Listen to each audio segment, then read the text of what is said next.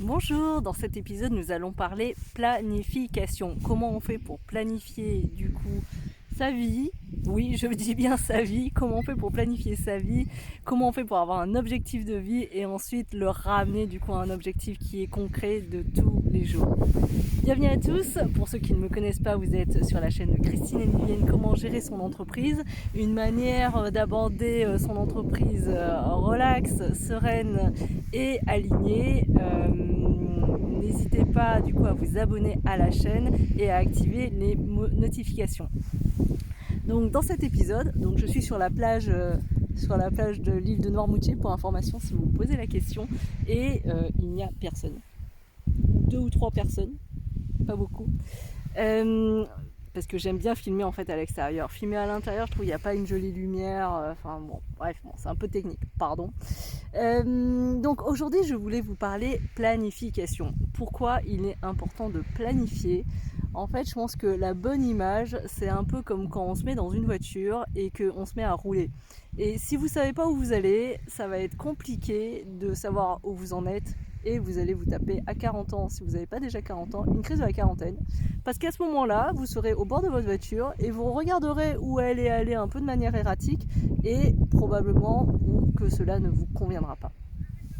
Après, je voudrais vous dire et vous faire vraiment réaliser que un plan, un objectif, le seul objectif de l'objectif, c'est en fait de vous mettre en action, c'est de vous mettre en ordre de marche. Que vous l'atteigniez ou pas n'est finalement pas si important que ça. Et même si vous l'atteignez, vous verrez que avec l'objectif, il y a des inconvénients qui sont rattachés et que vous aurez juste passé un palier et vous voudrez avoir un autre objectif. Mais néanmoins, je pense qu'il est important d'avoir un plan, surtout lorsque l'on est entrepreneur, en fait, d'avoir une espèce de vision globale. Donc une vision entrepreneuriale, mais également une vision de vie. Et pour moi, les deux vont ensemble. C'est-à-dire que être entrepreneur, c'est aussi être équilibré dans sa vie. Donc vraiment ne pas se faire un burn-out en donnant tout absolument à son entreprise pour finalement finir divorcé de sa femme, éloigné de ses enfants ou d'autres choses. Donc, comment on fait pour déterminer un plan de vie? Alors là, je n'aborde même pas cet épisode dans cet épisode parce que ça, c'est très long. Je pourrais vous en parler pendant des heures, plusieurs fois. Donc ça, ce sera un autre épisode à une autre fois. Quand il sera réalisé, je vous mettrai le lien dans la barre d'infos. Aujourd'hui, en fait, je pars du principe que vous savez déjà ce que vous voulez faire dans votre vie, de manière globale. Vous voulez devenir un écrivain célèbre, avoir monté une entreprise de coaching à 7 chiffres, avoir 3 enfants et avoir une maison au bord de la mer. Voilà, vous avez un plan de vie à peu près comme ça. Et ce qui est important, c'est de savoir le décliner en fait par décennie. Si vous voulez ça dans 20 ans, vous le déclinez à 10 ans. Et à 10 ans, vous le déclinez à 3 ans. Et à 3 ans, vous le déclinez à 1 an. Et à 1 an, du coup, par rapport, par exemple, à l'exemple que je vous ai donné. Donc, si vous voulez 3 enfants et que vous êtes célibataire, faut peut-être se mettre sur les réseaux sociaux ou au moins rencontrer des gens pour pouvoir espérer avoir le futur père ou la future mère de vos enfants. Donc voilà, c'est essayer de ramener votre objectif à l'objectif le plus micro.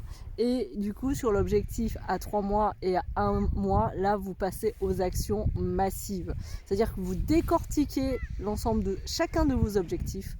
Donc là, par exemple, je prends l'entreprise de coaching à 7 chiffres dans 10 ans. La première, si vous partez de zéro, en fait, du coup, qu'est-ce qu'il faut faire pour juste cet objectif-là? En fait, le découper en plusieurs objectifs. C'est-à-dire là, par exemple, si vous voulez une entreprise de coaching à 7 chiffres, déjà, il faut créer une entreprise à coaching tout court. Donc, que vous au moins la créez, que vous lancez une offre. Donc, lancer une offre, qu'est-ce que vous faites comme offre? Quels vont être vos clients? Comment vous allez les chercher? Et si vous allez les chercher, du coup, est-ce que vous avez besoin d'un site internet? Donc créer le site internet.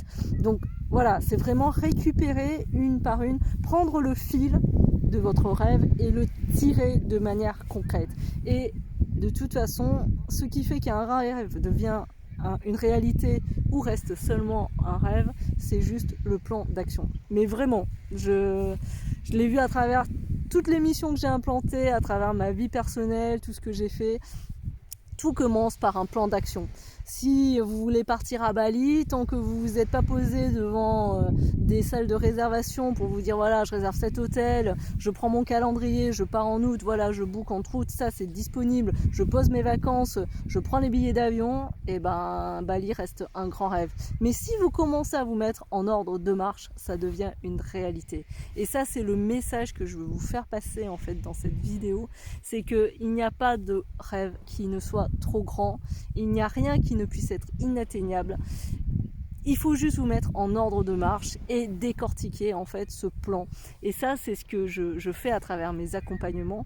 Ce n'est pas si compliqué que ça dans l'absolu, mais c'est vrai que c'est toujours intéressant d'avoir quand même un miroir qui vous challenge en fait sur votre rêve, sur votre vision à 10 ans.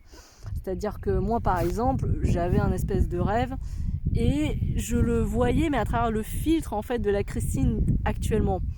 Et moi j'ai été aidée, j'ai moi-même un coach en fait qui m'avait vraiment challengée en me disant mais tu te limites, c'est pas ça que tu veux. Et effectivement c'était ça que je voulais, mais je voulais plus grand.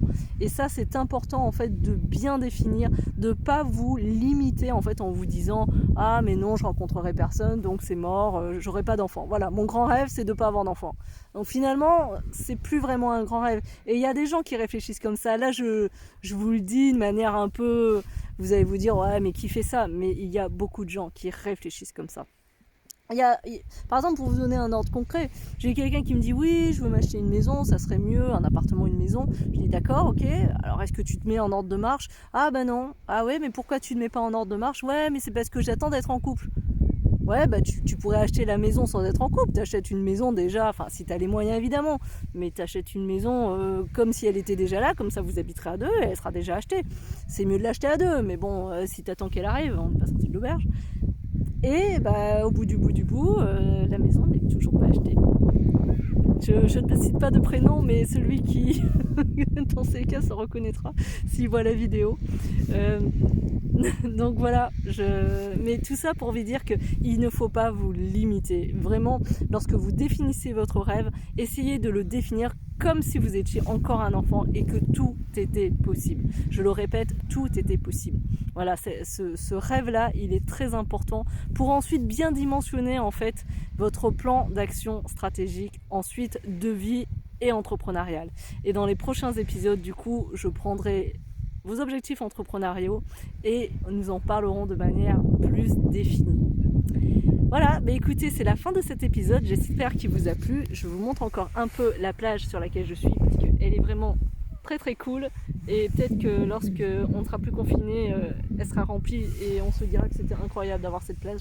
Je pense que j'y serai toujours, donc on pourra faire une différence entre avant et après. Donc voilà, bah écoutez, merci pour avoir regardé cette vidéo, j'espère qu'elle vous a été utile. N'hésitez pas à me laisser des commentaires, je les lis tous, ils sont très importants pour moi parce qu'ils me permettent de calibrer en fait mes conseils, savoir ce dont vous avez besoin. Donc n'hésitez pas à interagir, à mettre un like et à vous abonner. Je vous remercie pour votre attention et je vous dis à très vite.